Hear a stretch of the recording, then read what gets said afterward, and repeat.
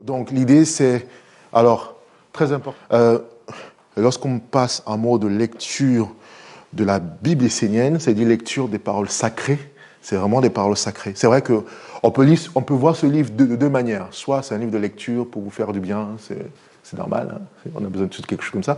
Soit l'autre volet de ce livre qui s'appelle en fait le livre du Nouveau Commencement, c'est son nom originel, hein, la Bible du Nouveau Commencement. Mais en fait, c'est des paroles, normalement, quand vous le prononcez, ça doit changer votre atmosphère.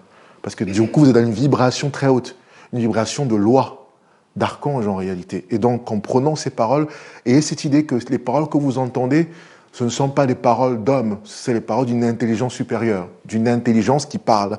Et puis quand vous prononcez ces paroles, vous ne les prononcez même pas pour vous-même, vous les prononcez pour honorer la lumière, pour honorer ce qui est grand, ce qui est beau, ce qui est noble. Et comme ça va faire que nous allons devenir comme des hommes qui vont émettre en fait une force pour tous les êtres. Et puis ces paroles, on ne les prononce pas que pour nous. Nous voulons les prononcer pour que tous les êtres puissent entendre ces paroles divines, en fait. Parce que la lumière ne nous appartient pas. Et, au contraire, plus on se met à son service, mieux ça vaut pour tous, en fait. Et c'est ça, en réalité. Donc, nous allons lire cette parole de façon comme dans un service. Voilà. Un service que l'on rend à une intelligence supérieure qui a besoin de faire vivre ces paroles dans le cœur des humains, dans le cœur des êtres, et que ça grandisse, ça touche tous les êtres. Voilà, c'est un petit peu l'intention. Ça vous va ? Psaume 36. Les 4 étapes de l'homme arbre et le secret de la destinée. Il y a les racines, il y a l'arbre, il y a les fruits. Ce sont les 3 étapes que l'homme doit parcourir pour s'élever vers les mondes de la lumière. L'homme s'élève à travers les racines de la volonté, passe par le tronc et les branches des sentiments pour atteindre le fruit de la pensée. La pensée est un fruit de l'arbre humain. Ensemble. Par sa pensée, l'homme doit rencontrer la pensée des dieux, qui est l'enseignement de la lumière. Ensuite, cette pensée cosmique lui ouvre l'âme des dieux, qui est l'éther sacré du temple. Alors il rencontre la volonté des dieux.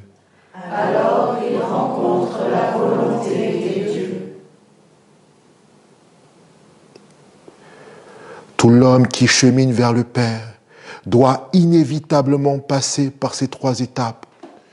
Il en existe une 4e qui est cachée et mystérieuse. Les 3 étapes de l'arbre sont liées au monde de l'homme et à ses activités. La 4e étape est liée au monde où les causes s'engendrent, où la destinée s'écrit.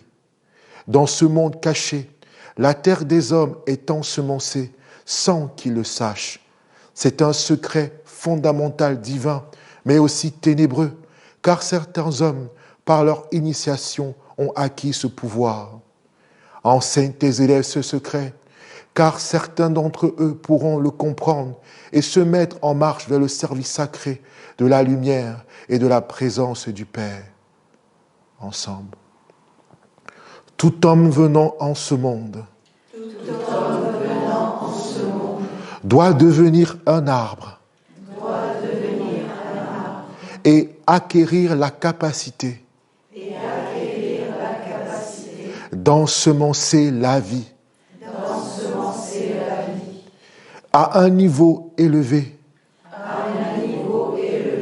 L'homme doit être capable de devenir un perpétuel ensemenceur de la terre.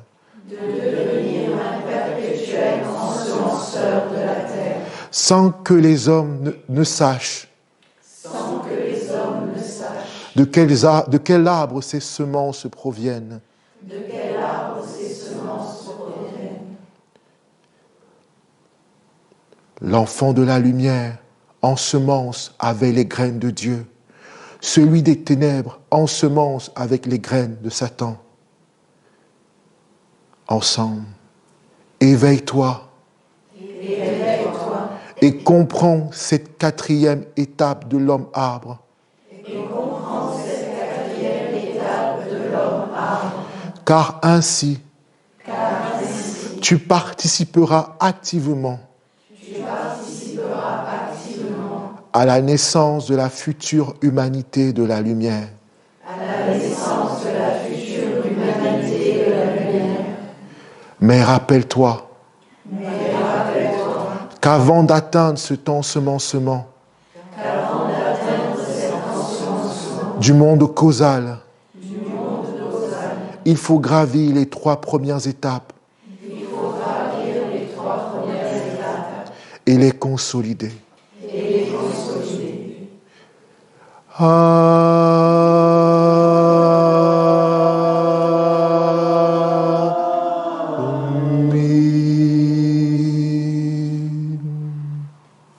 L'un des piliers fondamentaux de notre enseignement, c'est l'étude. On doit étudier. Et pourquoi?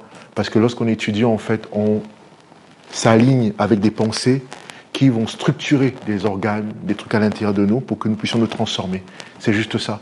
C'est nous préparer à être en résonance avec une intelligence avec laquelle on n'est pas toujours habitué à vivre.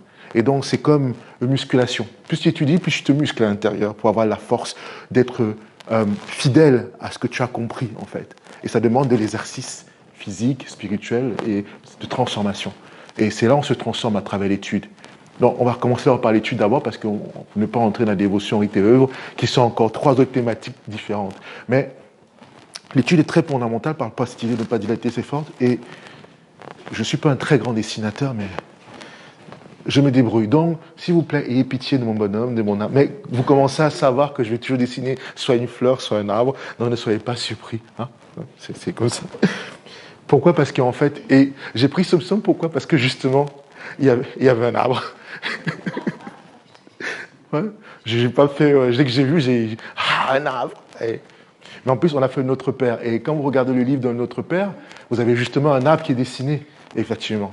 Et ce qui est intéressant dans ne pas dilapider ses forces, ne pas dissiper ses forces, parce que moi j'entends ça, la dilapider, dissiper, c'est que en fait, nous sommes tous des hommes, des femmes, qui sommes comme des arbres. Avant, j'ai dessiné un arbre, mais je ne suis pas mon dessinateur, mais j'ai travaillé mon arbre quand même cette semaine, je peux vous dire.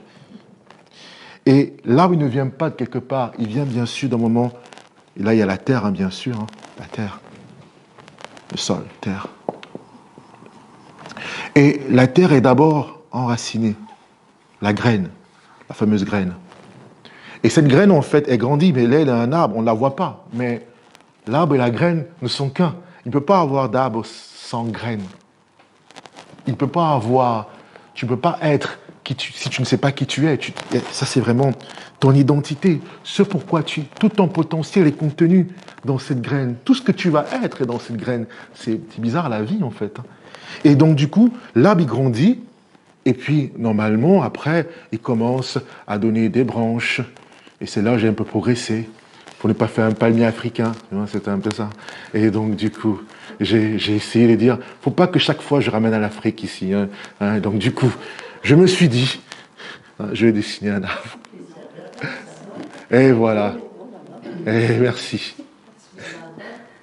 Et donc, il y a plein de branches. Bref, vous avez compris ce que je veux dire. Et voilà. Le plus important dans ça, c'est que finalement, il y a la terre.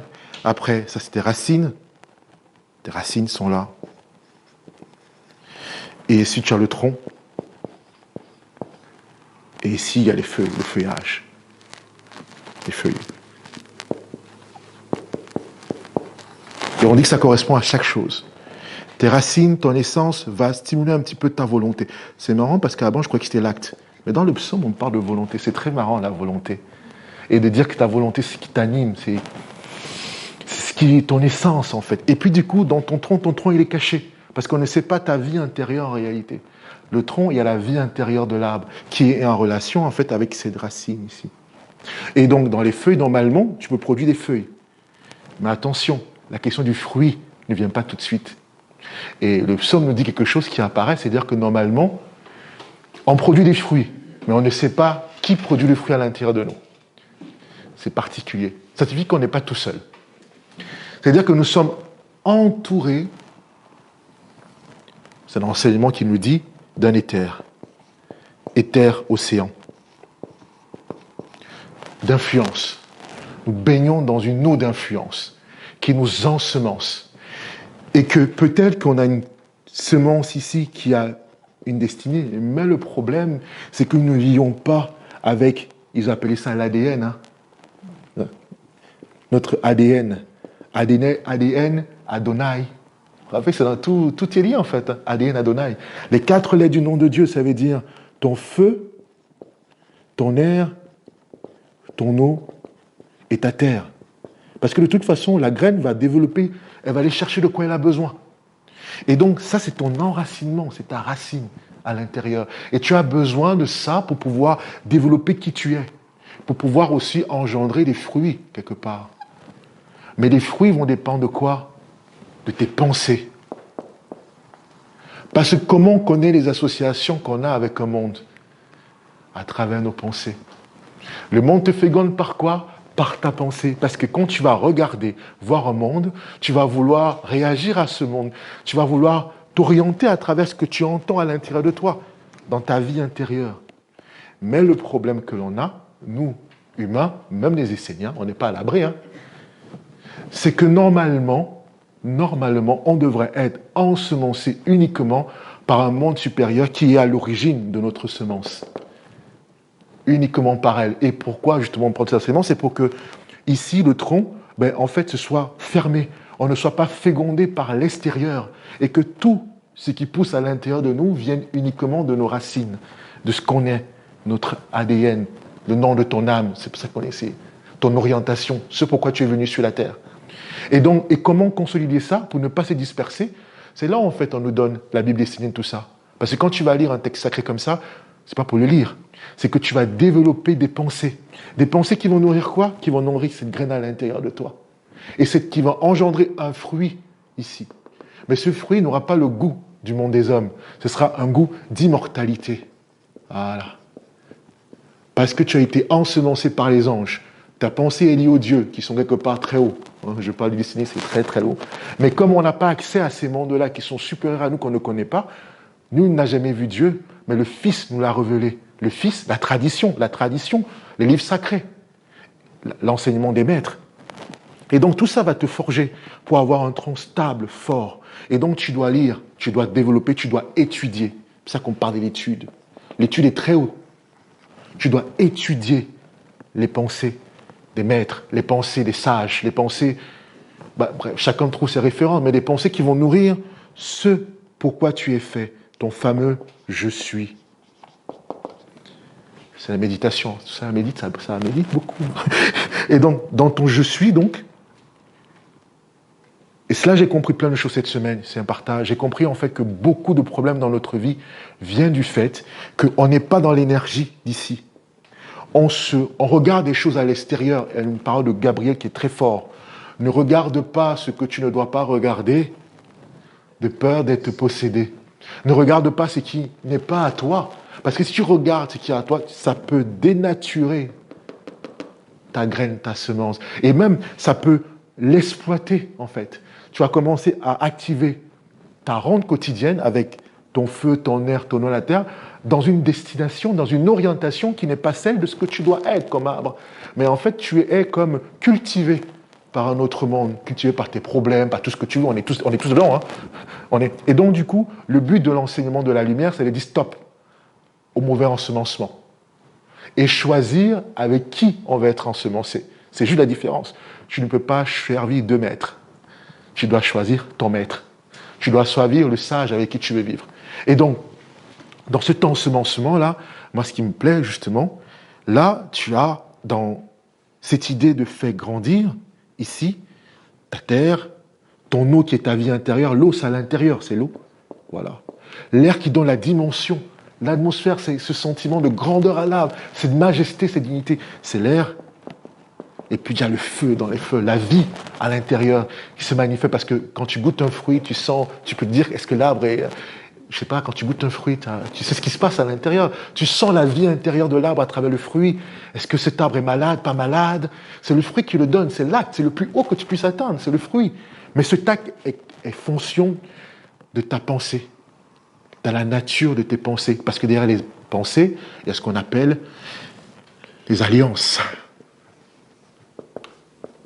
Je fais un raccourci, hein. Il y a l'autre chose en tout temps, je fais un raccourci.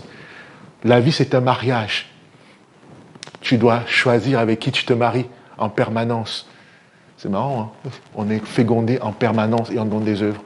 Et tout notre enseignement essénien, pour moi en tout cas, nous amène à entrer dans une discipline de pouvoir reprendre notre territoire ici.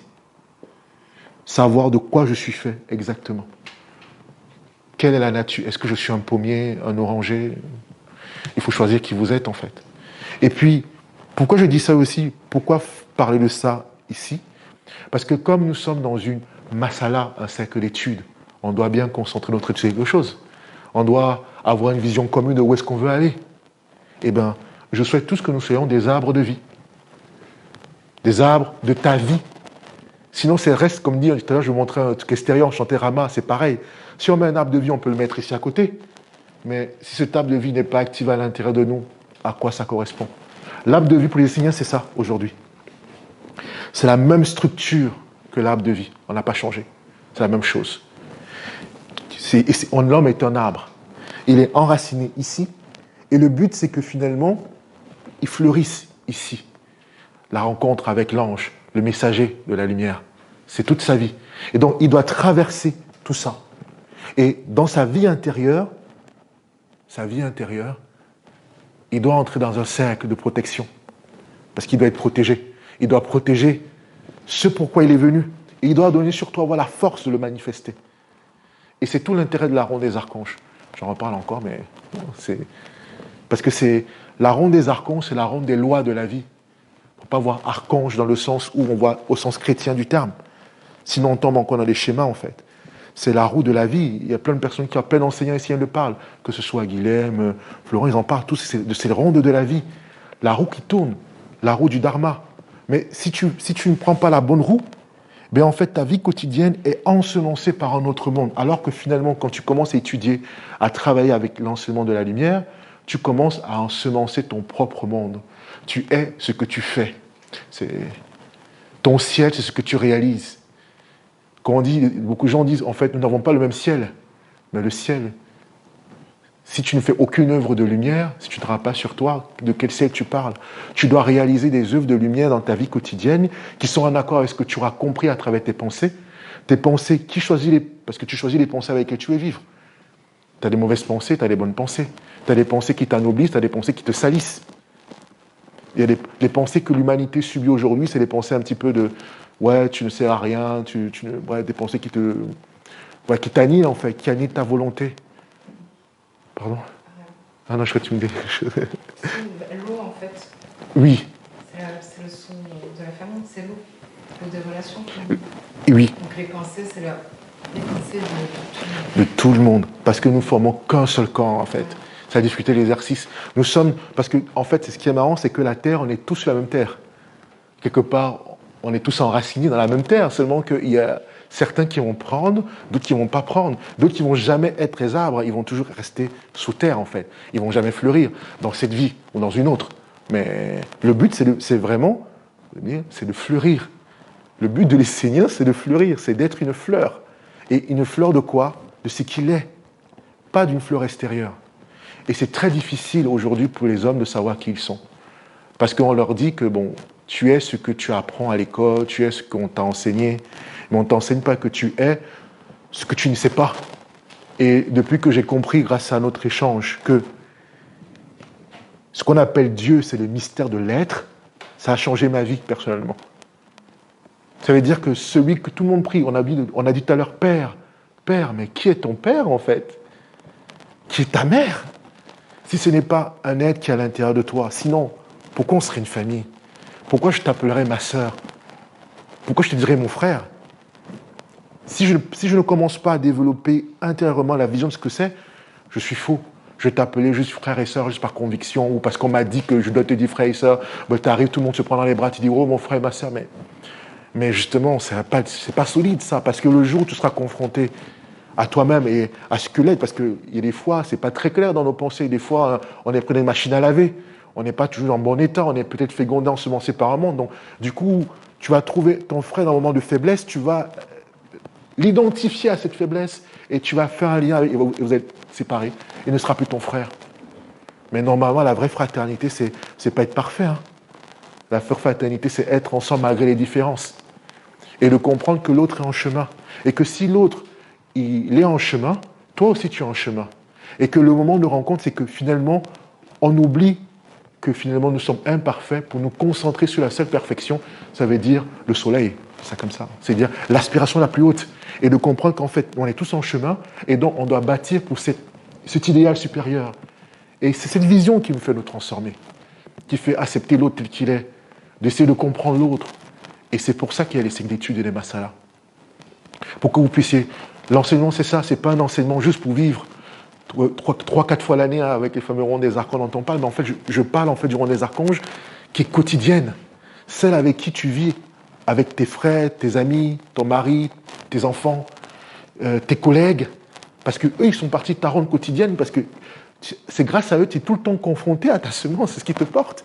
Et pourquoi il y a un mal-être? Parce que des fois, ce que tu portes ici, tu n'es pas dans le cadre. Tu ne vis pas avec ce que tu es. Tu es dans un cadre qui n'est pas le tien. Tu ne peux pas exprimer qui tu es normalement. Tu ne connais pas ton métier, tu ne connais pas ton travail. Tu vis parce qu'il faut payer les factures. C'est normal, hein, ce n'est pas le contraire à ça. Mais à un moment, ton âme te dit stop, je ne veux plus de ça. Et qu'est-ce qui se passe? Ton corps ne subit pas, il n'arrive plus à suivre. Il te dit arrête. Tu m'amènes où je ne veux pas y aller là. Et là, tu commences à voir maladie, burn-out, tout ce que les gens disent, tout ce qu'on vit, c'est du quotidien, on n'est pas à l'abri de ça. Pourquoi? Parce que cette graine-là est la plus importante pour nous, mais elle est cachée. Père, mystère du cachet. C'est lui, c'est vraiment la ronde des archanges. Ouais, je partage en fait notre vision de la ronde des archanges, où l'archange n'est pas un concept. L'archange, c'est l'état de tes relations. Quand tu parles de Gabriel, quelle est ta relation avec ton entourage? Avec qui tu es? Avec tes amis, ta fille, ton enfant, ton mari? Quel état? Gabriel, quel est son état? Ton travail, ton feu, à qui tu le donnes? Ton enthousiasme, à qui tu l'offres? Oui, tu vas le donner à Dieu quand tu rentres dans le temple, mais une fois que tu es sorti du temple, de ton lieu de prière, ton feu, il va où? Tu vas supporter la guerre pour dire, ça y est, je suis... Et puis, non. Ton feu, tu dois pouvoir l'utiliser. Ta terre. Qui ensemente ta terre? Regarde-toi. Quelles sont les semences qui... Vois qui féconde ta terre. Tu vas voir que ce n'est pas très joli des fois. Hein. Il y a des mondes qui vivent sur nos terres. Il y a des passagers clandestins. Ils sont là pleins. Tapis dans l'ombre. Ils veulent te dire quoi faire, diriger ta vie. Ils veulent envahir ton espace, ton jardin. Ils ne veulent pas que tu pousses. Ils ne veulent pas les fleurs qui sont liées aux hautes pensées d'immortalité.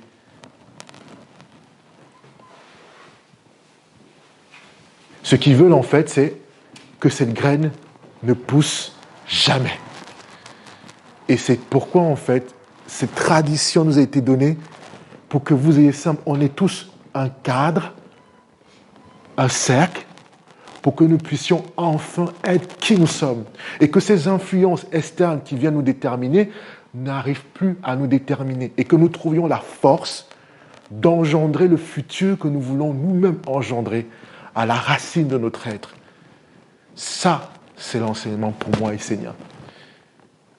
Ou l'enseignement des sages.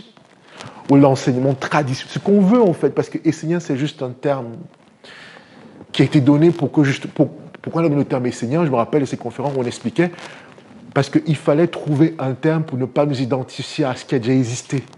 On ne voulait pas être identifié au peuple français, camerounais, bref, tous les peuples. C'est-à-dire que dès qu'on va dire un peuple, on va dire il est. Non, il fallait quelque chose qui n'a jamais existé et que même les hommes ne peuvent pas forcément attraper.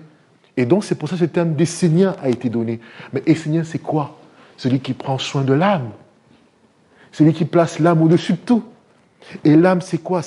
Pour moi, c'est ta conscience vivante jusque dans ta terre, jusque dans ta vie quotidienne. Et c'est pour ça qu'en fait, les Esséniens, c'est un peuple d'âme. Sinon, à quoi ça sert cet enseignement, dites-moi? Voilà, c'est un petit partage.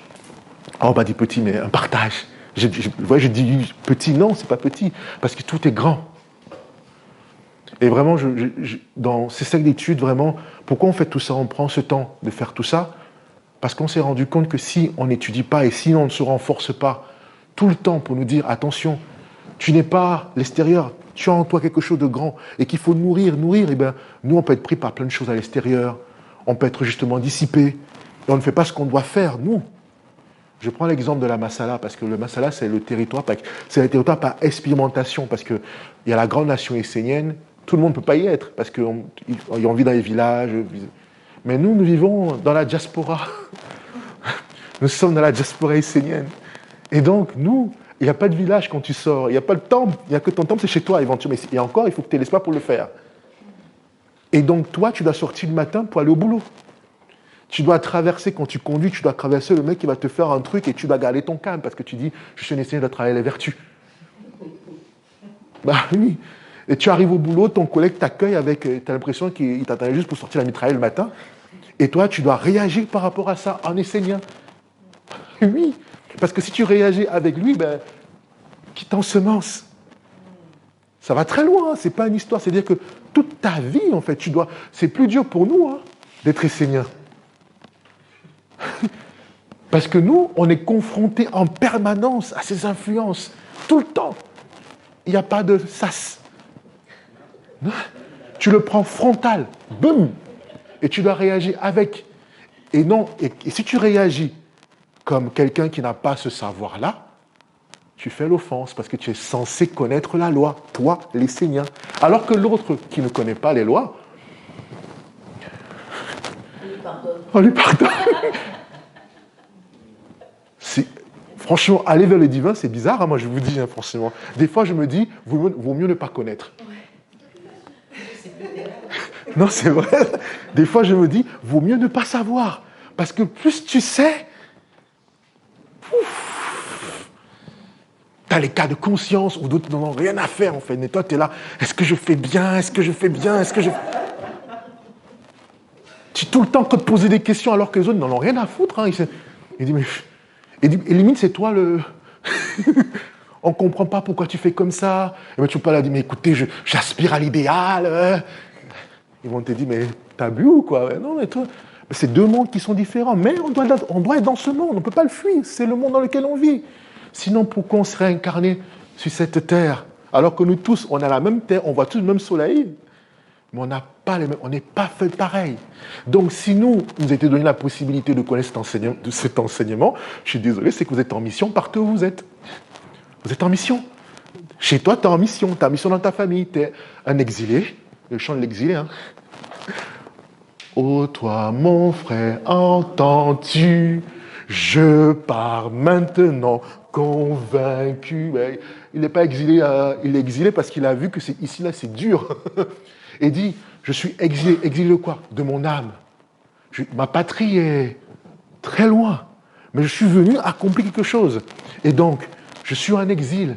Mais je suis convaincu qu'il y a une solution. Que rien n'est perdu. C'est ça. Je pars vers la terre en été des opprimés. Les opprimés, c'est quoi? C'est tous ceux qui ne sont pas éveillés. Ils sont asservis. Ils n'ont pas le savoir qu'ils doivent s'éveiller. Donc, ils sont opprimés. Ils sont ensemencés par un monde qu'ils ne connaissent pas. Ils sont en prison. Ce n'est pas un chant, je vous dis tout à l'heure, on ne le chante pas. C'est des lois. Ils transmettent des lois. Un maître transmet une loi. Quand tu es ensemencé, tu es convaincu. Tu es convaincu quoi? Qu'il y a la lumière déjà. Tu es convaincu que tu n'es pas tout seul. Qu'autour de toi, il y a tout un monde qui veut que tu réalises la lumière. Mais si tu n'es pas convaincu de ça, tu es faible. Tu es happé par tout ce monde, cette intelligence qui t'amène où elle veut aller. Je pars vers la terre emplie de lumière. Au-delà du monde des opprimés, ma vie est un voyage. Toute ta vie, tu chemines. Oh, moi, je vous dis, ces chants, c'est majestueux. Moi, je m'extase vers les chants maintenant, il faut m'excuser, c'est que son truc. Mais il y a une sagesse derrière. Un maître, il transmet un fruit. Un fruit d'un monde supérieur. Il ne transmet pas un fruit des hommes. Il te transmet la force. Quand il te donne un chant, une musique, une prière, ce n'est pas un truc comme ça. Et d'ailleurs, il te donne ça a l'air simple. Mais en fait, ça ne l'est pas. Derrière, il y a tout un monde, tout un univers qu'il faut voir. Donc, accepter d'être des exilés, accepter que des fois, ça cogne, mais le plus important, c'est de savoir qu'autour de vous, vous n'êtes pas tout seul. Et que vous devez trouver la force, par votre étude, par la dévotion, le rite et l'œuvre, d'accomplir des œuvres de la lumière sur la terre. Et c'est ça qui va mettre autour de vous un cercle de protection. Et qui va faire que vous allez protéger votre semence. Et quand tu as des intuitions, je vais finir par là, quand tu as des intuitions qui viennent de tes pensées, qui veulent te conduire à sortir, en fait, des fois tu as l'impression d'être bloqué, que tu n'avances pas, que tu as l'impression que plein de choses t'arrivent dans la vie, tu te dis pourquoi ça m'arrive tout ça. Et puis tu as des intuitions qui viennent comme des petites, et tu te dis peut-être que tu devrais faire ça. Et toi, comme tu es trop rempli de tous ces mondes extérieurs, tu te dis mais non, je ne peux pas, je n'ai pas la capacité. Ça ne me ressemble pas. Mais ce que tu oublies, c'est que ici, c'est le mystère de l'être. Et aller vers l'être, c'est aller vers l'inconnu total. Parce que tu ne sais pas en réalité qui tu es, puisque tu deviens. C'est un philosophe grec qui a dit ça, en fait. On devient, on n'est pas, parce que le je suis dans ta semence. Et le but de ta vie, c'est être qui tu dois être. Et donc, comment tu vas savoir qui tu dois être si tu ne fais pas l'expérience de l'inconnu, de ce que tu es? Bon, je sais que je suis un peu philosophique, mais voilà. Mais c'est ça l'idée. Et tout l'enseignement, c'est de donner des clés, de comprendre mais où je dois aller, qu'est-ce que je dois faire. Tu dois suivre tes intuitions. Tu dois trouver l'énergie qui te permet de ne pas être passif. Parce que ces mondes-là n'aiment pas la passivité.